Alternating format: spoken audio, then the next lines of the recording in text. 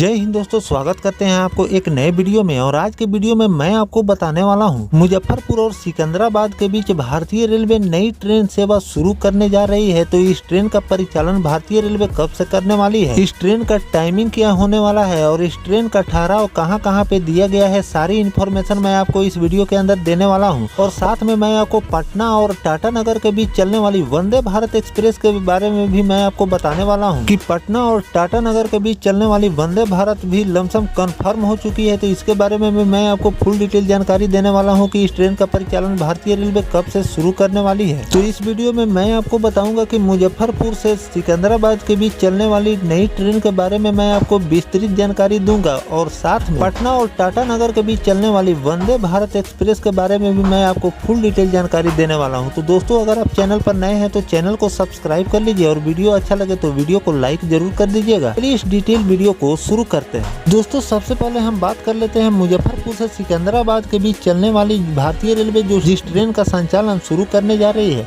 उसके बारे में मैं आपको फुल डिटेल जानकारी दे दूं कि इस ट्रेन का संचालन भारतीय रेलवे कब से करने वाली है और कहां पे इस ट्रेन का स्टॉपेज होने वाला है। रेलवे ने यात्रियों की भीड़ और उनकी सुविधाओं को ध्यान में रखते हुए मुजफ्फरपुर और सिकंदराबाद के बीच स्पेशल ट्रेन चलाने का निर्णय लिया है।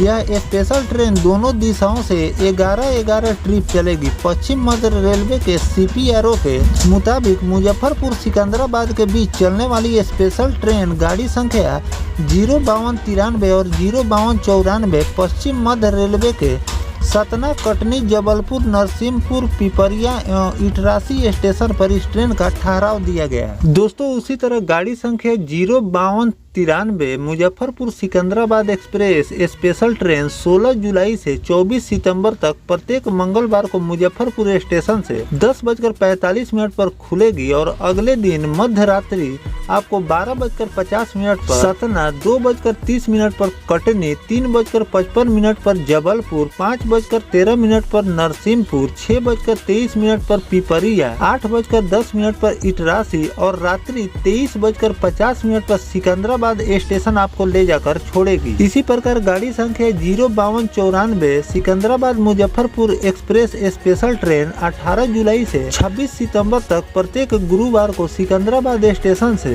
3:55 पर प्रस्थान करेगी और रात्रि 19:40 पर इटरासी, 20:18 पर पिपरिया, 21:18 पर नरसिंहपुर, 22:15 पर जबलपुर। अगले दिन आपको 12:40 पर कटनी, 2:05 पर सतना और शाम 16:30 पर मुजफ्फरपुर स्टेशन ले जाकर छोड़ेगी। अगर इस ट्रेन की ठहराव की बात करें कि इस ट्रेन का ठहराव कहां पे दिया गया है तो हाजीपुर, पाटलिपुत्र, दानापुर, आरा, बक्सर, पंडित दीनदयाल उपाध्याय जंक्शन, प्रयागराज, छिवकी, मनिकपुर, सतना, कटनी, जबलपुर, नरसिंहपुर, पिपरिया, इटरासी, नागपुर, बेड़ापल्ली, काजीपेट स्टेशन पर इस ट्रेन का ठहराव दिया गया। जिस नई ट्रेन का संचालन भारतीय रेलवे मुजफ्फरपुर और सिकंदराबाद के बीच करने जा रही है तो इस ट्रेन में आपको कौन से कोच देखने को मिलेंगे, कौन से कोच इस ट्रेन में लगाए गए हैं। 2 सेकंड क्लास, 4 वातानुकूलित तृतीय श्रेणी यानी कि थर्ड AC के कोच इसमें 4 लगाए गए हैं। वातानुकूलित तृतीय श्रेणी इकोनॉमी श्रेणी के 6 कोच, शयनयान श्रेणी यानी कि स्लीपर के 3 कोच और सामान्य श्रेणी यानी कि जनरल के 1 कोच इसमें लगाए गए हैं और साथ में जनरेटर कार के 1 और SLRD सहित कुल ट्रेन 21 कोच के साथ चलने वाली है। तो दोस्तों, इस रूट पर पहले ही से मुजफ्फरपुर और सिकंदराबाद के बीच कई ट्रेनों का डिमांड भारत लोगों की तरफ से आ रहा था। यहाँ तक कि लोग इस रूट पर अमृत भारत का भी परिचालन के लिए डिमांड किए थे कि मुजफ्फरपुर से और सिकंदराबाद के बीच अमृत भारत ट्रेन का भी संचालन किया जाए, लेकिन रैक की उपलब्धता नहीं होने के कारण इस रूट पर अमृत भारत का संचालन भारतीय रेलवे ने नहीं की। लेकिन आने वाले समय में आपको इस रूट पर अमृत भारत संचालन भी भारतीय रेलवे करने वाली है। फिलहाल भीड़ को देखते हुए इस रूट पर भारतीय रेलवे ने स्पेशल ट्रेन का परिचालन शुरू कर रही है, जो कि मैंने आपको इस वीडियो के अंदर बता दिया है कि इस ट्रेन को भारतीय रेलवे कितने दिन तक चलाने वाली है और किस रूट से होकर ये ट्रेन जाने वाली है और कहां पर इस ट्रेन का स्टॉपेज दिया। तो दोस्तों, ये तो था मुजफ्फरपुर और सिकंदराबाद के बीच चलने वाली ट्रेन के बारे में मैंने आपको पूरी जानकारी जानकारी दे दी। अब मैं आपको बता देता हूँ कि पटना और टाटानगर के बीच भारतीय रेलवे वंदे भारत का भी परिचालन शुरू करने जा रही है। तो इसका परिचालन आपको कब से देखने को मिलने वाला है? तो दोस्तों, दक्षिण पूर्व रेलवे जोन के चक्रधरपुर रेल डिवीजन ने टाटानगर और पटना के बीच वंदे भारत एक्सप्रेस शुरू करने की तैयारी शुरू कर दी है। रेलवे बोर्ड के संकेत दिया है कि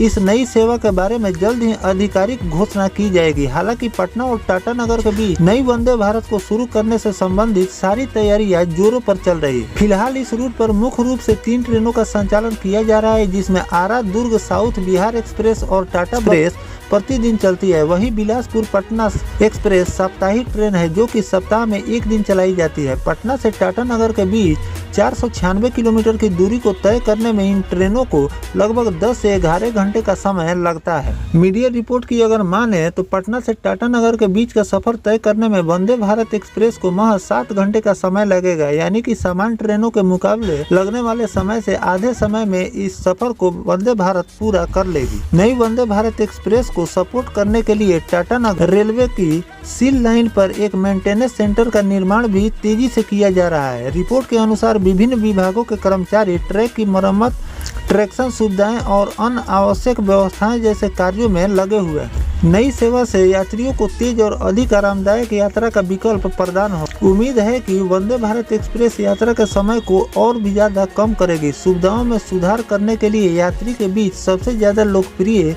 इस क्षेत्रीय विकास और यात्री सुविधाओं के लिए एक महत्वपूर्ण परियोजना बन रही है। टाटानगर और पटना के बीच यात्रा करने वाले लोगों को इस नई सेवा से बहुत लाभ होगा। वंदे भारत एक्सप्रेस की शुरुआत को क्षेत्रीय संपर्क बढ़ाने और इस मार्ग पर यात्री अनुभव को बेहतर बनाने की दिशा में एक बड़ा कदम माना जा रहा है। तो दोस्तों, भारतीय रेलवे फिर से बिहार को एक और वंदे भारत की सौगात देने जा रही है, जो कि पटना और टाटानगर के बीच शुरू होने जा रहा है। और ये लॉन्चिंग आपको बहुत जल्द देखने को मिलने वाली है, क्योंकि वंदे भारत का लॉन्चिंग बहुत जल्द भारतीय रेलवे करने वाली है। और इसी लॉन्चिंग में आपको पटना और टाटानगर के बीच चलने वाली वंदे भारत की लॉन्चिंग भी आपको देखने को मिलेगी। फिलहाल अगर इस रूट की बात करें तो इस रूट पर पहले ही से भारतीय रेलवे वंदे भारत का परिचालन शुरू करने की तैयारी की थी, लेकिन रैक की उपलब्धता नहीं होने के कारण इस रूट पर वंदे भारत का परिचालन भारतीय रेलवे नहीं कर पाई। लेकिन अब की बार इस रूट पर आपको कन्फर्म वंदे भारत का संचालन देखने को मिल जाएगा। तो दोस्तों, पटना और टाटानगर के बीच जो भारतीय रेलवे वंदे भारत का संचालन कर रही है, उसके साथ साथ किन रूटों पर वंदे भारत का संचालन भारतीय रेलवे को करनी चाहिए, कमेंट सेक्शन में जरूर बताइएगा।